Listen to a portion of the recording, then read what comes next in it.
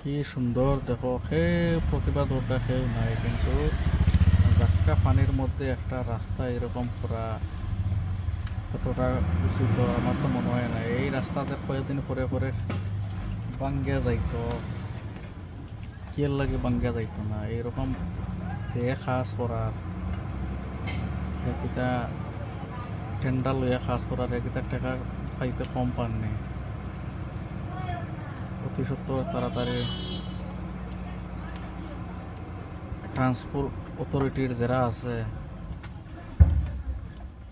তার কাছে বিশেষ অনুরোধ, এইরকম কাজও অতি সত্তর তাড়াতাড়ি যাতে কাজ বন্ধ থাকে, পুনরায় আবার নতুন করে কাজ চালু হয়। এইরকম জল আটকাইল, জলের মধ্যে আনিয়া দাঁড়িয়ে দিছে পাথর। এই রাস্তা আমার তো মনে হয় না 1 সপ্তাহ 15 দিন যাইব করি, আবার রাস্তার বেহাল দশা হইব। জনগণে, সাধারণ জনগণে আরো 6-7 বছর এরকম কষ্ট পাইব।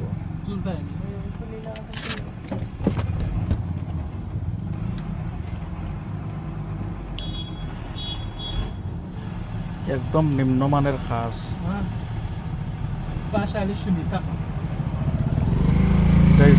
শ্রীনাথপুর টিকরবাড়ি হয়, টিকরবাড়ি নূরপুর থেকে শ্রীনাথপুর টিকরবাড়ি আবার রোডের এই বেহাল অবস্থা।